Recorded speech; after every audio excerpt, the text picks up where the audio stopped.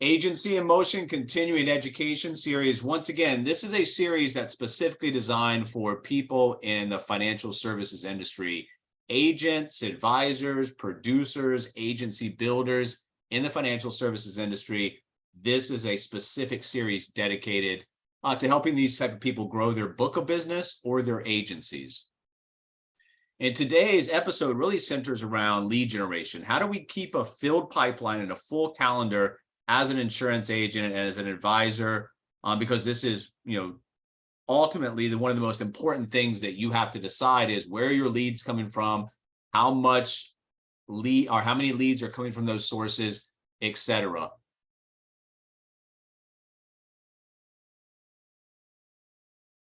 Remember, you guys, leads turn into sales. If you don't have any leads, you're not going to have any sales. Leads is the lifeblood of your business. So you have to develop a business model that's centered around understanding where your leads come from and not being once again, that one-legged marketing stool where all of your leads come from one specific place, because that's a dangerous place to be. If something happens, and that, does not perform like it used to, your whole business model caves in. So today, what we're specifically talking about is just different types of ideas to get lead generation going. Number one of the most important things that we can learn as an agent or advisor is how to change the conversation. So even though people are thinking about buying insurance, they know they need insurance, they're not really interested in talking about insurance. Once you understand that, this business becomes a lot easier. So where does that leave the typical agent? In a position where they can dramatically change their business if they learn how to change some of the upfront conversation and communication to develop more of a yes formula. So if the client doesn't want to talk about insurance and really the agent doesn't want to talk about insurance, where does that leave the conversation? Well, the conversation is not happening unless you change some of that upfront conversation. So learn how to talk about things that are going to get people interested in, getting more information from you, getting guides, getting education, being on webinars, whatever it might be. So change the conversation is one idea. The next idea is new business registration websites. I'm not necessarily sure if all 50 states, but most should have a website that displays every new business that gets registered. Your location might even let you filter by county, type of business, or some other metric that will help you target the best opportunities. Almost every new business has financial needs. So once again, if your key persona, one of your key personas is business owners, go after those business owners every day, because as that business grows and builds, they're going to have different financial needs. And if you can get in kind of on the onset of their business and be that advisor, be that go-to person, that's where you want to put yourself in order to have the best possible relationship and the best possible outcomes from this type of approach. Referrals. Now, not just asking for referrals, but this is an idea to get referral kits for clients. So create a referral kit to give your clients full of tools and information that can make it easier and easier for them to refer your agency. And maybe include referred by cards, everything we sell sheets, bumper stickers, magnets, t-shirts, anything else that you might think to make it easier for them to send more leads in your direction. Remember, in this industry, you have to be seen, you have to be heard, you have to stand out, do the necessary things that will help you build your business that other agents either maybe not know about or are unwilling to do. Some of this stuff might sound kind of cheesy, but once again, just saying, hey, can you give me some referrals? Or, hey, who do you know that needs to know this information that you care about? This is about going beyond that and giving them tools to really pump up those referrals coming into your agency. How about raffling off something different and cool? So remember, if your goal in this model is to get booked appointments, whether that's one-on-one, whether that's webinars, whatever you're doing, there's different ways to go about that. So collecting people's information on raffle forms, and boom, there are your leads. Make sure it's both cost-effective and intriguing enough to strike up the conversation about the product and create demand.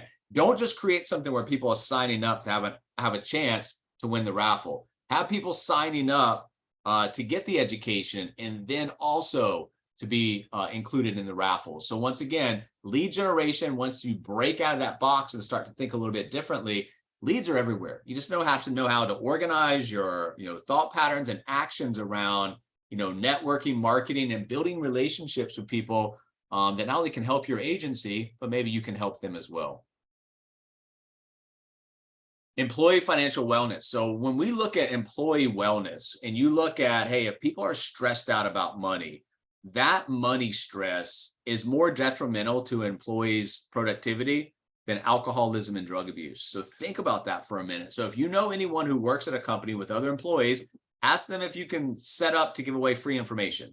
Make it clear to them that you're not going to pressure or interrupt any of their employees, but you'll set up a way to get the information to anyone who wants to save money, eliminate debt, build wealth, whatever it is that you're trying to do.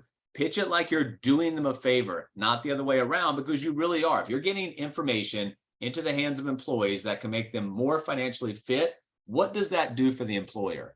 Well, you have more productive employees. What does that do to the bottom line? So think about how to position yourself in the conversation where it's mutually beneficial if you're trying to network with, for example, companies that have employees. What about new home sales, new home purchases? So new homeowners are great targets for financial products and services, especially insurance. Since the transactions are public information, it's easily accessible for you. Your local government website might have the information, or you can always investigate a lead service that provides information just like this. Also, Google new homeowners list. They'll come up. So once again, if people are purchasing homes, what do they have a need for? They have a need to protect that mortgage, and then that conversation can lead to other financial needs, other products and services, etc. Marriage or engagement announcements. So once again, these are people that are, getting domesticated. They're having commitments in their life, part of that persona that we're looking for as the typical client that we pursue. So a lot of people who get married or engaged put announcements in various sources and the media. These couples are perfect targets for financial services because they're also entering in to that new life stage and should be more receptive to conversations about the value of really what you have to offer. What about just emailing people? Emailing your clients. Are you sending out a monthly newsletter? If not, you're missing on a great way to stay in contact with your clients and your customers and generate new leads. Each newsletter is a chance to ask for referrals and cross-sell new products and services to every single one of your clients. If you don't have time to make a monthly newsletter, outsource it. Check out services that will manage it for you. What about it just exchanging leads with other businesses? So if lead generation is important to you, it's also important to other businesses. So I'm sure most of the local business owners around you would love to get their hands on a customer list for sales leads, right? Just like you are looking for. Of course they would. You're not going to give that out to anyone, just like they're not either. But if you can find a few other local entrepreneurs that you can trust, you can network with, who also have lists of their own, consider exchanging information. Once again, mutually beneficial relationships, not parasitic relationships. You're offering a relationship that benefits both sides. Your Facebook news feed. Now, I'm not saying your news feed is the place to go when you need to make a sale today, but if you're an avid Facebook user and you pay attention, you'll realize that your news feed is full of sales opportunity. People having babies, getting married, buying cars, buying houses, etc. Stay up on this. It's a great way to get in front of them. Hey, congratulations on the new home. Congratulations on the new kid. Congratulations on whatever. This is how I help people just like you who have made this, step in the life cycle. And then also hooking up with accountants can be good if you know how to talk to them. So a recommendation from an accountant is very powerful. It's like your dentist recommending a toothbrush. It takes more than a casual relationship with an accountant to generate the leads, but if you can gain their trust and help their business, accountants can be a really good source of leads for you and your business. There are agents who've grown considerably sized books, almost exclusively from referrals from a close accountant relationship. So we know that it works. It's just, is this part of your marketing model? If it is, great, go after it. If you're not so keen on hooking up with accountants, just find the stuff that you're interested in and go after that. Hire an appointment setter. So once again, if your objection is to sell, then the lead generation can be outsourced. So if you really want someone in your agency to be dialing out all day long, hire someone specifically for that purpose. When their expectations are appropriate right out of the gate, you have a much higher chance of success. Keep the hourly pay low, but make sure to reward generated leads and sales generously. You can do this internally or externally. If you're building agencies, you can have an agent who's trying to build their agencies work on this because it's beneficial for both of you guys. So understand this can be done externally, just pay outsource, or it can be done internally within the agency build out. What about alumni, the alumni database? Does your college or high school have an alumni database? If so, it's a great place to look for potential people to reach out to. Where I went to school, they even let you search by industry, job title, location, so it could be a gold mine of leads for the right purpose. There's different types of markets. This right here is called the common market because you might not have a relationship with them, but you have an affiliation with them because you guys went to the same school. The common market is just a way to create a loose affiliation with somebody to allow yourself to get in the time, extra couple 1, 2, 3 minutes to explain what you're doing. And once again, the common market, like the warm market, the best way to go after that market is with a mission, understanding, helping other people understand why it is that you do what you do and how they could possibly benefit from it. What about just cell phone camera? This is just something that, is easily done. The camera in your cell phone is an awesome way to keep track of new leads. While you're driving around or walking, you see a business that would be good to reach out to, snap a picture of their storefront or their work vehicle so you can read their contact information. You really want to catch their attention, send an email with the image attached. It'll stand out. Once again, networking is building interest in what you do by showing interest in other people. Real estate agents. For obvious reasons, real estate agents can be a big source of lead generation for you. Remember that real estate agents are just like you. The only thing they need to have more success is more leads. Give them leads and they'll give them back to you. Based on the numbers, one agency should be able to support several agents in a situation like this. And once again, the real estate market has turned like it has. Maybe 12, 18 months ago, they wouldn't give you the time of the day. They're more than willing to help you and listen to what you have to say if it can help them in their business as well. And then get more X dates. What this simply means is it's part of networking. So in my opinion, asking for X dates is one of the most underutilized weapons in somebody's arsenal. The thing I love about asking for X dates, it's not pushy. It's not threatening. You're telling the person, hey, I want to help you with your money, but only when it's important to you. How could you be collecting more X dates every day? So once again, a non-threatening way to get in front of people, create some leads, open the conversation, put the ball in their court. And then webinars, host a webinar. Offering valuable information in the form of an online webinar is a great way to generate leads from people who sign up. This is especially useful when with Money Matters because it's even easier to develop the educational content for a wider audience. This works as long as you're able to put together something interesting as well as valuable. And then lost customers. I suppose that this isn't really quite generating leads, but how hard are you working those lists of former customers? Sometimes it's hard to market to people you've already lost, but as long as you didn't part ways in a horribly explosive tirade or way, there's always a chance they'll come back. A lot of people find the grass isn't as green as they thought on the other side. Your old customers are some of the most valuable leads that you can possibly have. What about job changes? Job change notifications. If you pay attention on platforms like LinkedIn, you'll get notice messages or notifications in your news feed every time one of your connections changes jobs.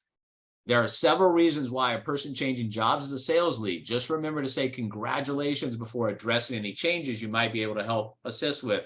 Think about all the jobs that have been lost over the last few months. There are, high-paying tech jobs. What do those tech workers have?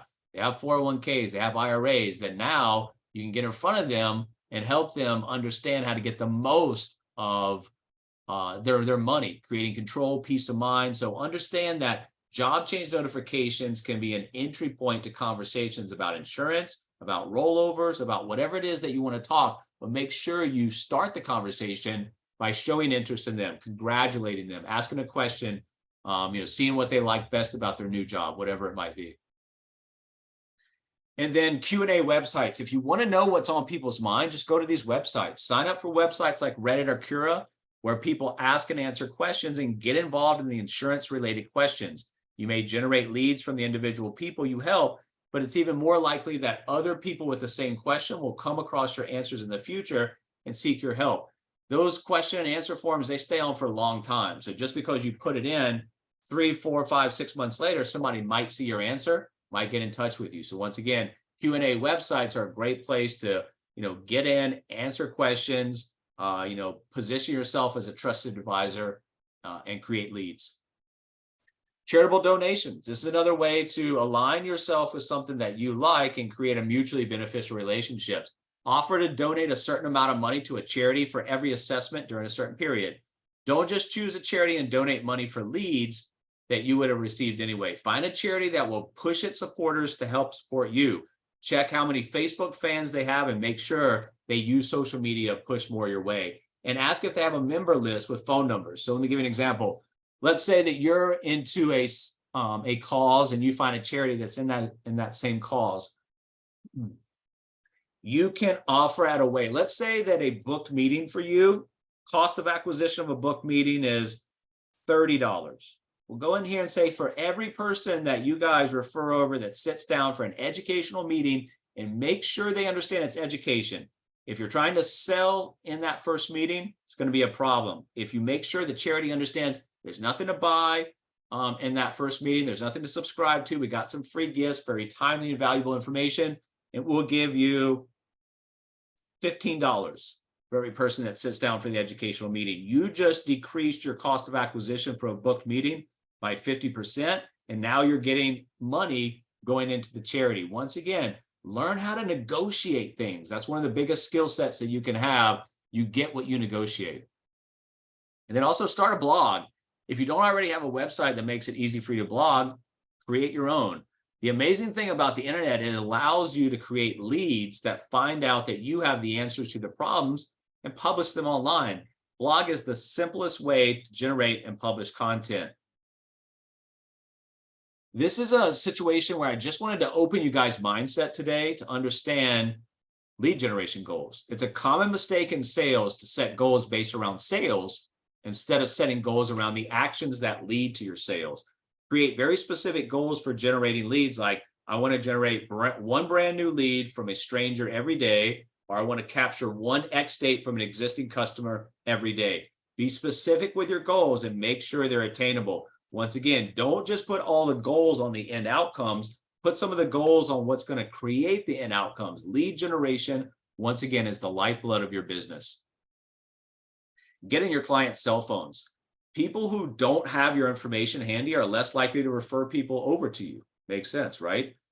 And the more clients walking around with your number in their cell phone, the better your chances of getting a new lead referred to you. It's easy to encourage, since most people will agree that having their professional phone number in their phone is a good thing. But if you don't push it, it's not going to happen. Hey, log my contact information. And if you want to go beyond the name, put something in like your brand or something when they go to their contacts that will be easily identifiable as you, as the money coach, the advisor, whatever it might be, to get those leads. Remember, lead nurturing is a process. So obviously different leads require different approaches. Develop a process that nurtures the relationship. Once again, do you sell or do you serve? If you serve, income's going to come. For example, if you know a lead's X date is 6 months away, send them a couple of emails between now and then, basically explaining how you'll be calling them on a specific day. If you've touched out or reached out and touched them 3 to 5 times without pushing for the sale, that cold lead is going to be warmer and warmer by the time that you're ready to sell them. Agency in Motion continuing education series on how to build, operate, and manage agencies in the 21st century.